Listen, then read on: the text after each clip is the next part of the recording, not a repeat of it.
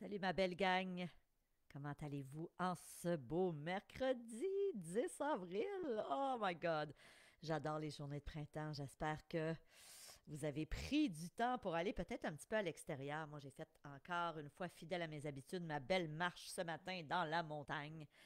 J'aime tellement ça, vivre dans les Laurentides. Écoutez, j'espère que vous allez bien. Grosse journée aujourd'hui. On va parler de financement créatif. Il est 11h56.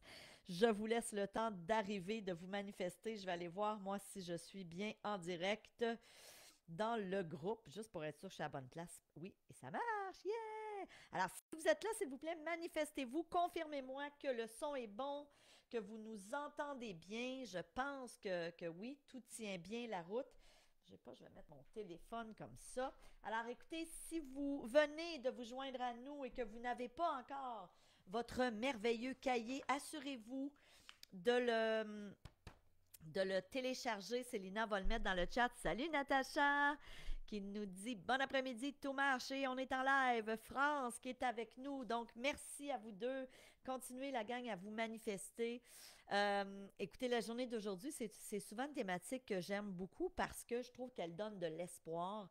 Elle permet à bien des gens qui, jusqu'à ce jour, n'avaient peut-être pas pensé pouvoir investir en immobilier.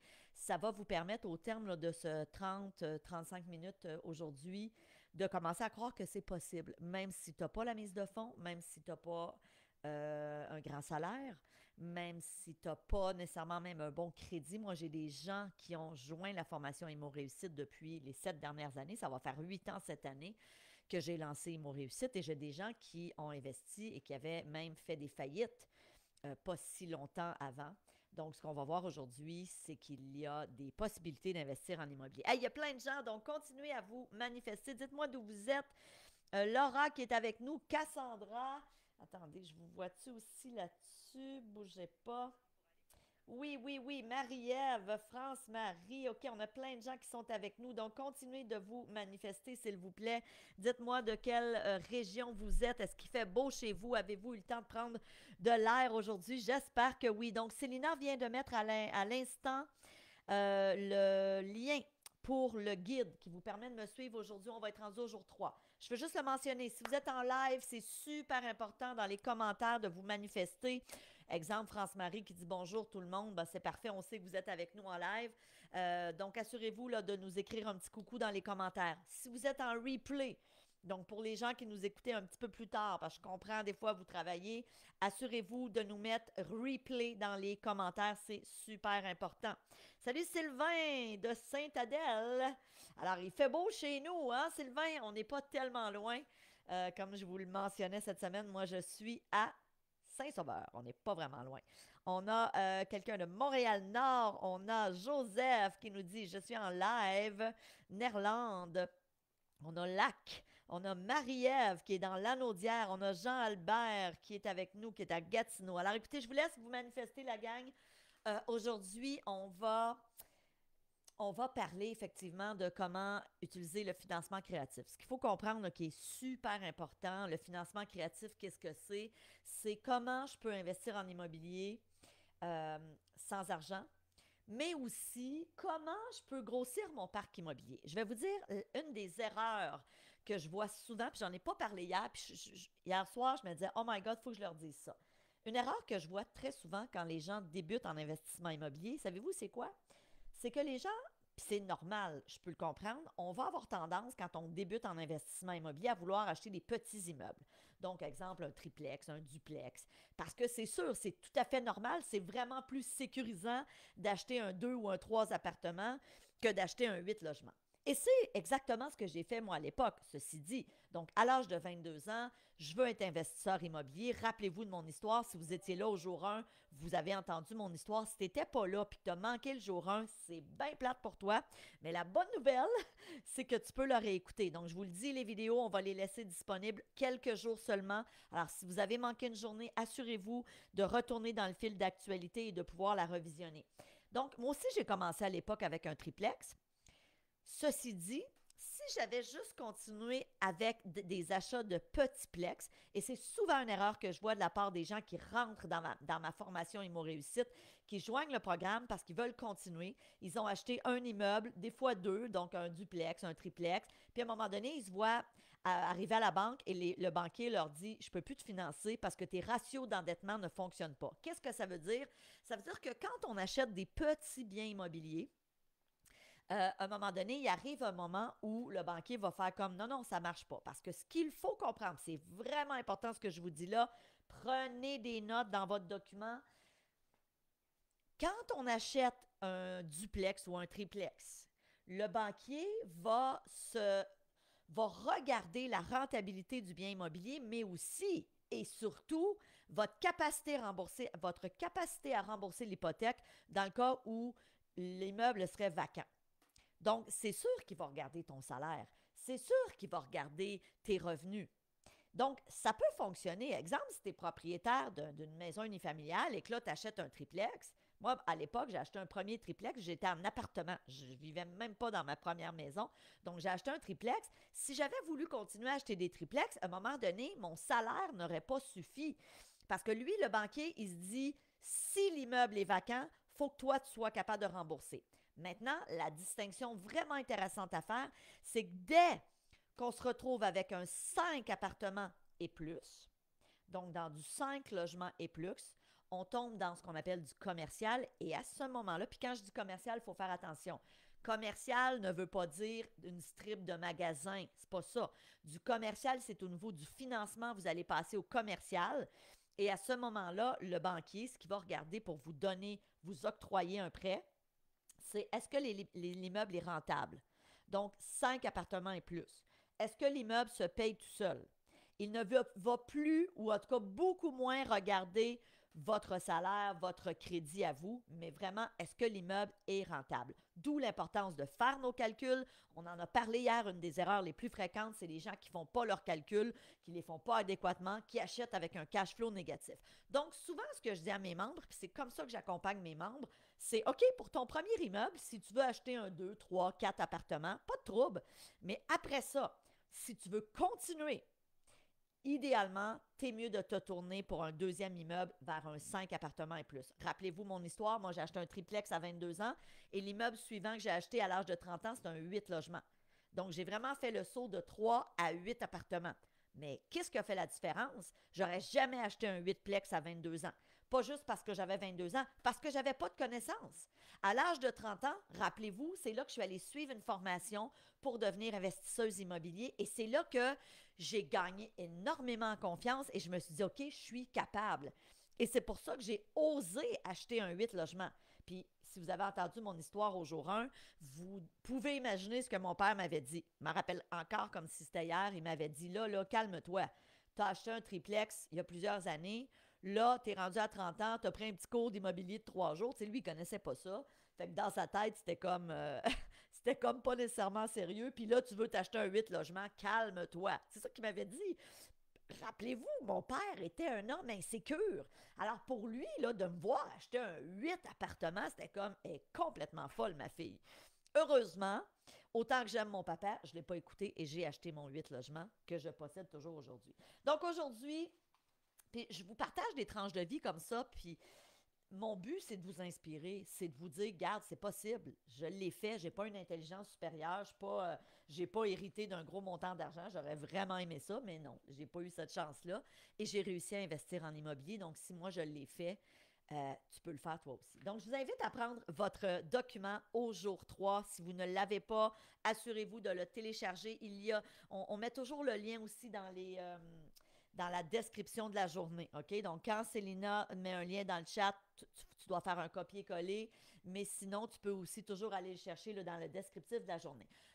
Donc, évidemment, il existe plusieurs stratégies de financement créatif. La première, c'est simple, c'est le principe de refinancement et de retrait d'équité. Je suis exactement là-dedans.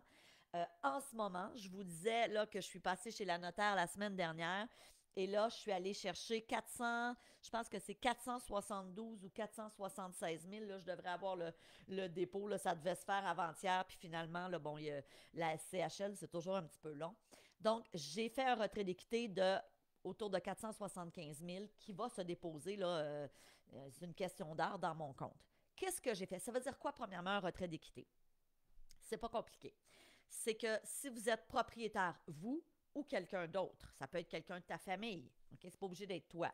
Si vous êtes propriétaire d'une propriété dans laquelle il y a ce qu'on appelle de l'équité. Alors, écoutez bien, pour les nouveaux et nouvelles dans l'immobilier, qu'est-ce que c'est de l'équité?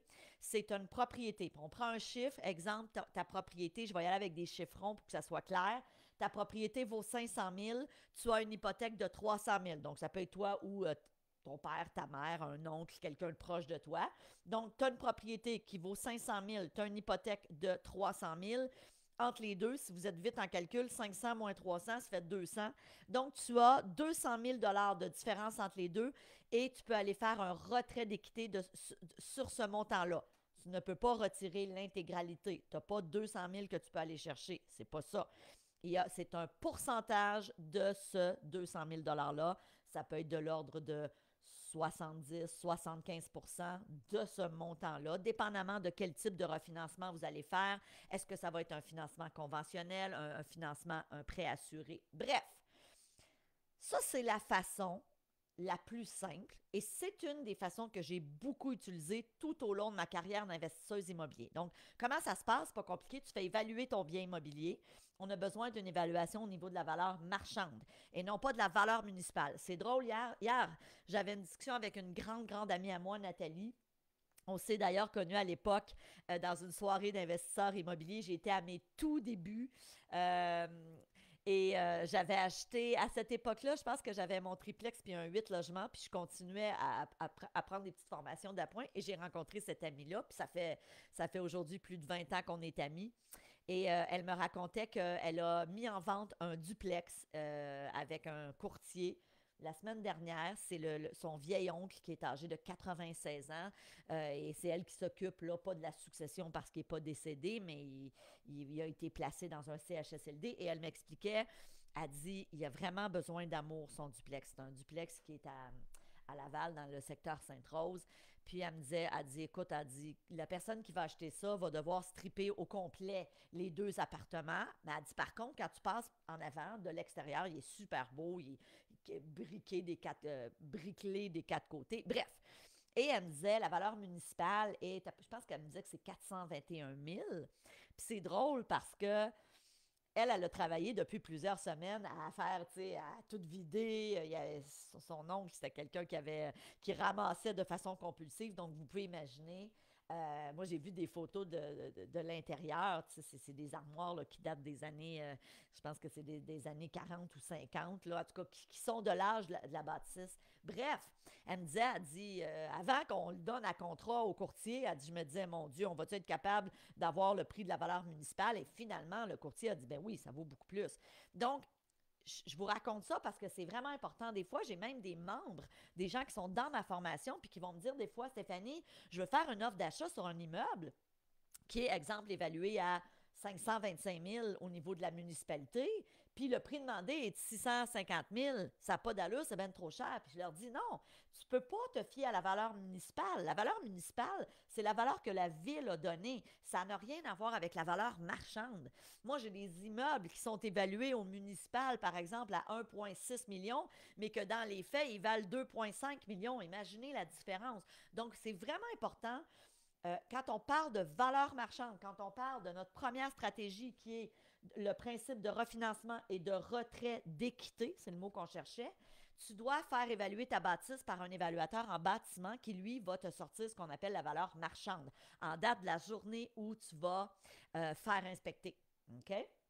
Donc, ça, c'est super important. Donc là, une fois la valeur marchande sortie, la banque va dire, OK, ça vaut tant, tu as tant d'hypothèques, là, tu peux aller chercher un pourcentage de ça. C'est une façon de faire ce qu'on appelle du financement créatif.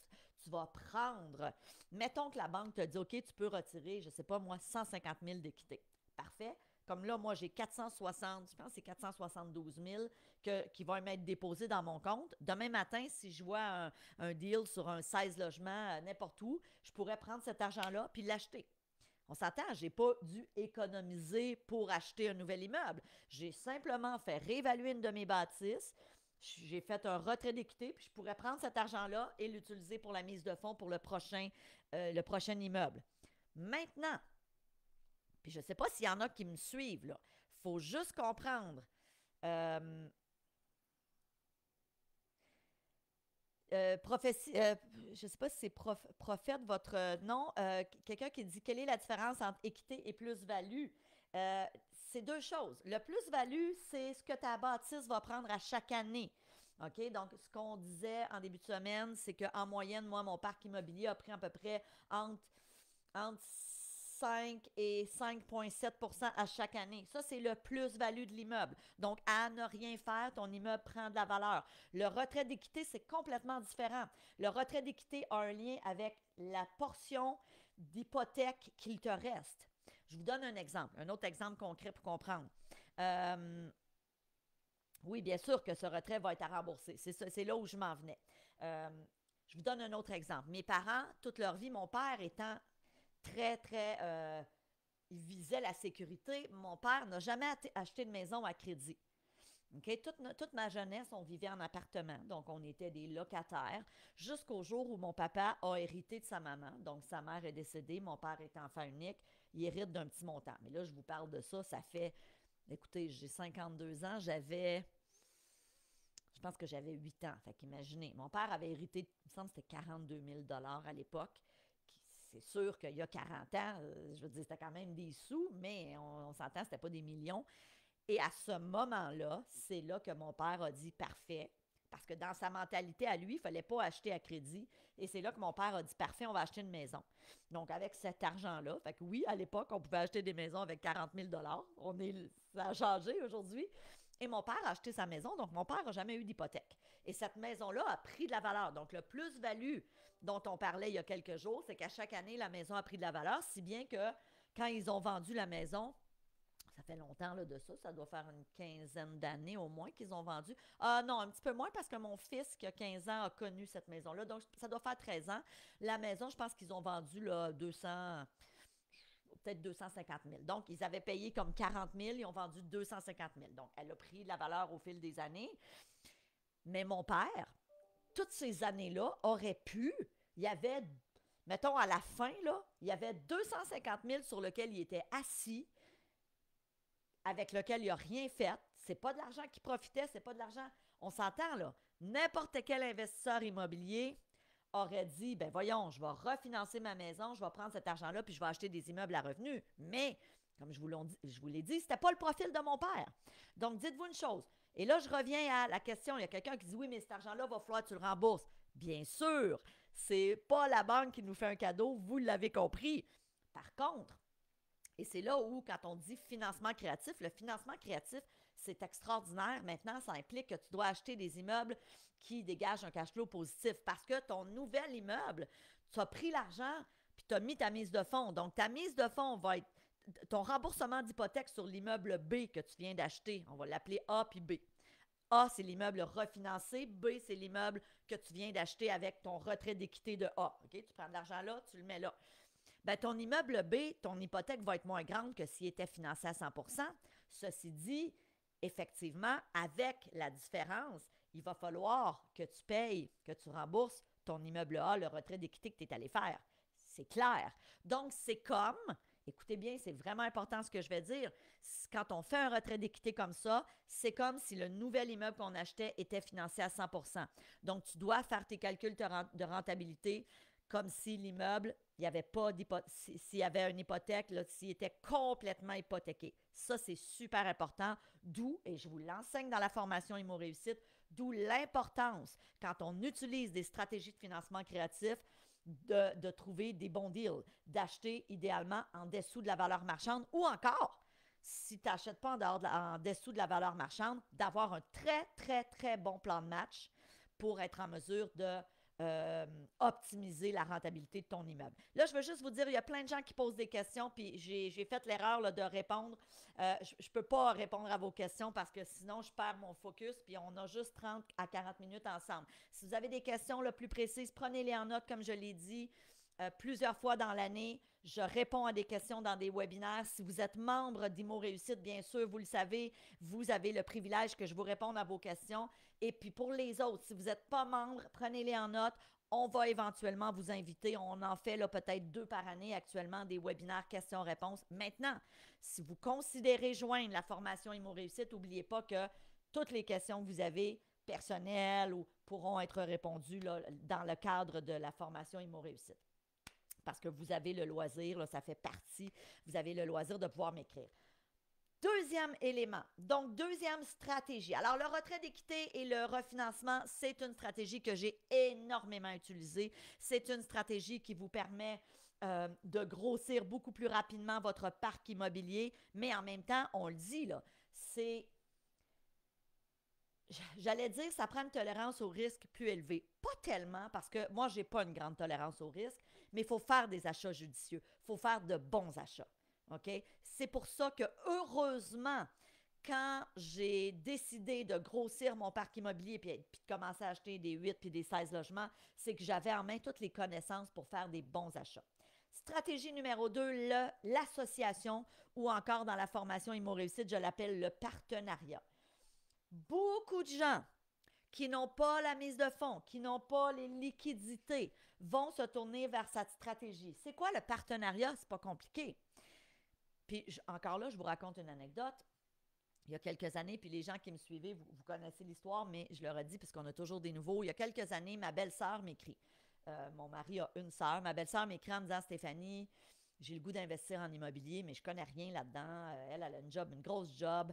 Elle travaille à temps plein. Elle n'a pas le temps de se former. Elle n'a pas envie de se former. Mais elle me dit, je veux investir, puis j'ai de l'argent. Puis j'aimerais ça investir avec toi. Puis je vous fais l'histoire rapide. Puis tu sais, moi, j'aime bien ma belle-sœur. On est en super bon terme. Mais jusque-là, j'ai toujours fait cavalier seul. J'ai jamais investi avec personne d'autre. Puis je vois pas c'est quoi mon intérêt d'investir avec quelqu'un d'autre, même si c'est ma belle-sœur. Je veux dire, moi, j'aime ça investir seul, j'aime ça prendre mes décisions, j'aime ça que si un jour je veux vendre, j'ai pas à demander à personne. Bref, j'ai pas besoin de personne. Sauf que, à ce moment-là, bien évidemment, on se parle au téléphone, puis elle me dit, tu sais, Stéphanie, elle dit, moi, j'ai de l'argent, puis elle dit, toi, tu as les connaissances. Puis elle dit, moi, ce que je te propose, c'est que c'est moi qui vais mettre la mise de fonds, donc tu n'auras pas une scène à débourser, mais je te demande en échange de mettre du temps pour trouver un bon deal. Elle dit, moi, je ne connais pas ça, je ne sais pas c'est quoi un bon deal, je ne connais pas les secteurs. Puis elle dit, je te demande aussi, tu sais, de prendre du temps pour nous trouver un gestionnaire d'immeubles qui va s'occuper de nos biens immobiliers. Donc, ça a été ça ma job, moi. Ma part du contrat a été de dire, OK, j'amène mon expertise et toi, tu amènes l'argent. Voilà ce qu'est l'association, le partenariat. J'ai tellement de gens dans la formation Imo Réussite depuis 8 ans. On a plus de 4500 membres à ce jour que j'ai formés. Okay? Plus de 4500 personnes.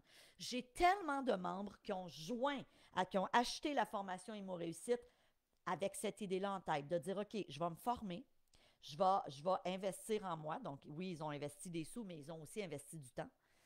Et par la suite, je vais approcher des gens qui, eux, ont de l'argent, mais qui n'ont pas envie de se former, puis qui n'ont pas le temps de se former, puis qui n'ont pas envie non plus. Donc, c'est un échange d'expertise contre de l'argent. Évidemment, oui, moi, ma job était de trouver le deal, parce que ma belle-sœur savait que j'avais de l'expérience là-dedans. Ma job était de nous trouver un gestionnaire, mais ça aurait pu être de dire, OK, c'est toi, Stéphanie, qui va s'en occuper. Dans mon cas, moi, ça ne m'aurait pas intéressé parce que je dis, je ne m'occupe même pas de mes immeubles que j'ai tout seul, j'ai des gestionnaires. Mais dans votre cas, si vous dites, ben moi, j'ai un petit peu de temps, oui, je serais prête à entretenir l'immeuble. Puis quand on dit entretenir, ça peut être de gérer les locataires, de faire les reconductions de baux, d'aller faire les visites. S'il y a des menus travaux, ben, soit de les faire vous-même ou de les donner à sous-contrat. Donc, vous vous occupez de la gestion de ça. C'est une super belle façon de vous lancer en immobilier avec 0 $. OK? Zéro. Tu trouves des gens qui veulent investir de l'argent alors que toi, tu vas amener ton expertise. Maintenant, quand on décide de proposer notre expertise, il faut avoir cette expertise. Donc, c'est pour ça que je vous dis que j'ai plein de gens qui ont joint ma formation, donc qui ont payé pour joindre le programme. Ils se sont formés et ensuite, là, ils sont crédibles. Là, ils sont capables d'approcher des gens dans leur entourage, des amis, des collègues de travail. Puis dites-vous une chose, moi, aujourd'hui, ce qui se passe, c'est que les gens m'approchent pour investir avec moi en me disant, Stéphanie, j'ai de l'argent, j'aimerais investir avec toi. OK? Donc, après, c'est à nous de refuser ou d'accepter. OK? Dans le cas de ma belle-sœur, j'ai finalement accepté. Puis ça a été c'est un super beau mariage. On est encore propriétaire de cet immeuble-là. On en avait acheté deux à l'époque à Trois-Rivières, un au Cap-de-la-Madeleine, un à Trois-Rivières-Ouest. Celui de Trois-Rivières-Ouest, on l'a toujours. Celui du Cap, on l'a revendu après quelques années parce qu'elle voulait investir dans d'autres choses. Bref, c'est un super beau partenariat. Et pour moi, je veux dire, c'était une occasion en or. Je mettais 0 $. Je mettais mon expertise, mon temps, j'en avais du temps, j'aimais ça. Le mandat qu'elle m'avait donné, moi, ça me parlait. C'est ça que j'aime, trouver des bons deals en investissement immobilier. Donc, sachez que ça existe dans la formation Immo Réussite, bien sûr. On vous explique comment créer des partenariats. Évidemment, c'est super important. Comment approcher des gens pour être partenaires avec vous. Comment structurer aussi un contrat de partenariat. C'est vraiment important d'apprendre ça. C'est pas des choses qu'on fait sur une napkin de restaurant. Pas du tout. C'est des contrats qui doivent être faits en bonne et due forme. Autre élément, le prêt privé. Donc, autre option de financement créatif, le prêt privé. Qu'est-ce que c'est le prêt privé? Ben, c'est pas compliqué. C'est qu'au lieu de passer par une institution financière traditionnelle, tu vas passer avec un prêteur privé. Nous, quand on a décidé d'investir aux États-Unis, ça fait de ça au tout début, là, quand on a acheté le terrain, ça va faire presque 3 ans, 2 ans et demi.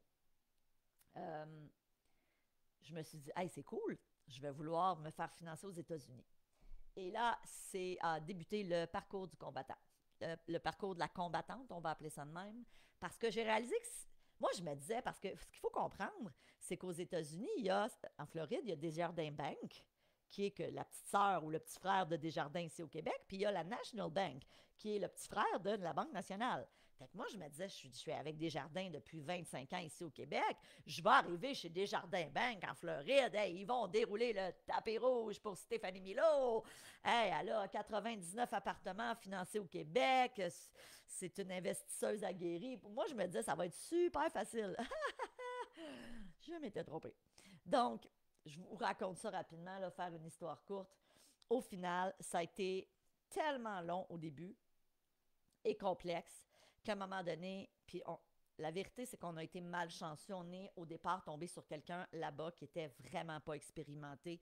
La personne, là, c'était épouvantable. J'ai passé des heures et des heures et des heures à lui envoyer des documents, à retourner des documents. Elle n'était pas capable de comprendre. Écoutez, c'était comme un petit peu une histoire d'horreur. Puis finalement, à un moment donné, notre vendeur, celui qui nous vendait le terrain, c'était tellement long qu'il nous a dit, écoutez, là, moi, j'ai quelqu'un d'autre qui aurait de l'intérêt, donc qu'est-ce que vous faites là? Tu sais, genre, je vous donne 48 heures. Il nous a donné un ultimatum, puis mon Dieu, il avait raison, je le comprenais tellement. À sa place, j'aurais été pas mal moins patiente. Puis finalement, là, on voulait pas perdre le terrain parce que c'était vraiment une loc qu'on avait, un bon deal. Et on est allé vers le prêt privé parce que là, il fallait se revirer super rapidement. On avait comme 48 heures et c'est ce qu'on a fait. Après coup, et là, ce n'est pas l'objet de la discussion aujourd'hui, mais j'ai réussi à me faire financer aux États-Unis. Je suis allée avec une autre institution financière, finalement, là-bas, la Nat Bank, donc qui est le pendant de la Banque nationale ici au Canada, puis ça a super bien été.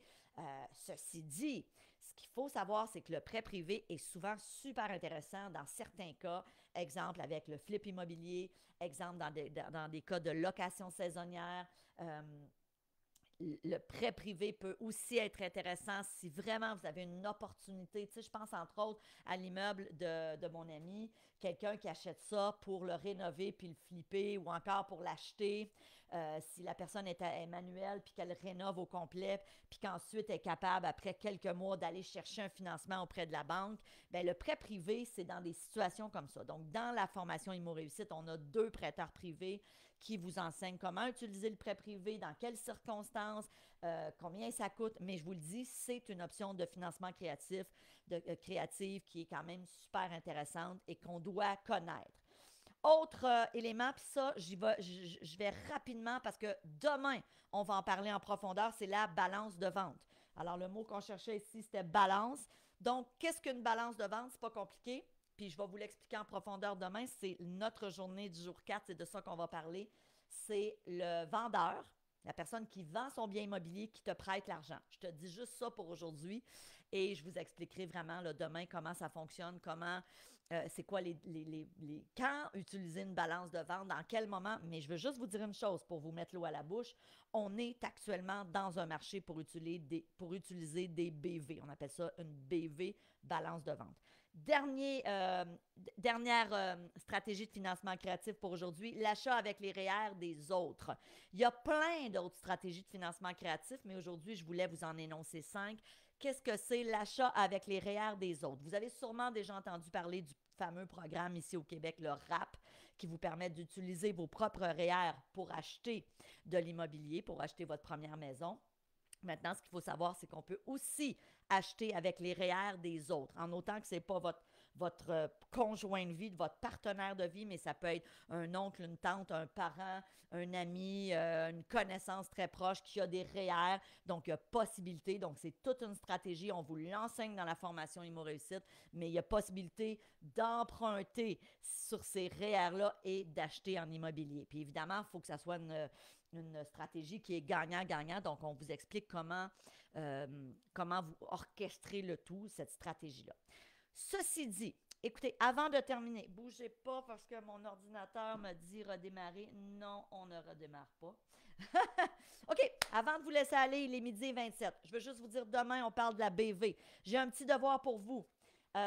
J'aurai fort probablement du temps demain et on a beaucoup de gens qui nous ont écrit en nous disant c'est quoi la formation Immo Réussite, qu'est-ce que ça contient. Donc, je vais demander à Célina de mettre le plan de cours dans le chat. Vous l'avez aussi dans les commentaires. Je vous demande, y a-t-il un sujet dans le plan de cours? Donc, ça va impliquer que vous allez aller voir le plan de cours. Ça va aussi vous permettre de voir qu'est-ce que c'est la formation Immo Réussite. Vous allez voir, là, c'est un plan de cours très, très, très exhaustif de plus d'une 30aine de pages. On a énormément de contenu, 70 heures de contenu. Mais en attendant, je vais vous demander, est-ce qu'il y a une thématique qu'on n'a pas abordée cette semaine et que vous aimeriez que je prenne quelques minutes pour en parler dans la journée de demain? Donc, vous me l'écrirez dans le chat. Prenez le temps de regarder le plan de cours. Évidemment, il faut que ça soit idéalement une thématique qu'on n'a pas parlé cette semaine. Par exemple, je pense à la location saisonnière, les rénovations payantes. Donc, prenez le temps. Célina va mettre le lien dans le chat. Vous l'avez aussi en haut dans les commentaires. Donc, demain, la gang, je vous le dis, soyez là. C'est super important. Bonjour Stéphane. Ben oui, tu peux les voir en différé, tout à fait. Alors, pour quelques jours encore, parce qu'on va les enlever là, à la fin du coaching, on va les laisser pour le week-end, mais ensuite, on les enlève. Donc oui, tu peux revoir le jour 1 et le jour 2 avec grand plaisir. Demain, on va parler de la balance de vente. Je vais t'expliquer c'est quoi cette stratégie-là, comment tu peux l'utiliser demain matin si tu trouves un bon deal pour acheter avec 0$ ou 0€. D'accord? Alors, avant de terminer, n'oubliez pas, si vous êtes en live, écrivez-moi live dans les commentaires, c'est important parce que vous allez pouvoir faire partie de mon tirage de vendredi. Il faut être là en live pour être éligible au tirage à chaque jour, mais je vais faire tirer un bonus d'une valeur de 500$ qui est un coaching en live avec moi, OK? One-on-one. Puis je vous le dis, j'en fais pas beaucoup. Quelqu'un qui veut acheter un coaching one-on-one avec moi, c'est possible de le faire, mais c'est sur 1 an et c'est 15 000 $. Je veux juste vous dire. Donc là, de vous offrir une rencontre avec moi, ça va se faire évidemment via Zoom. Donc, je vais faire tirer ça vendredi pour les gens qui auront été en live les 5 jours. Si vous êtes là en replay, écrivez-moi un replay dans les commentaires parce que le lundi suivant, j'aurai un autre petit cadeau aussi qu'on vous annoncera que je vais faire tirer pour les gens qui étaient là en replay. Je vous embrasse. Je vous dis merci. Jasmin qui dit location court terme. J'imagine que c'est une thématique dont vous aimeriez m'entendre parler. Fait en fonction des demandes, ben, si, exemple, j'ai plusieurs personnes qui demandent une thématique, on ira avec ça, puis je prendrai quelques minutes. Oui, bon soleil et à demain. Ben oui, je pense que je vais aller faire un petit peu de jogging en fin d'après-midi. Alors, je vous embrasse. Merci d'avoir été là. Je vous aime, je vous embrasse. À demain, la gang. Salut!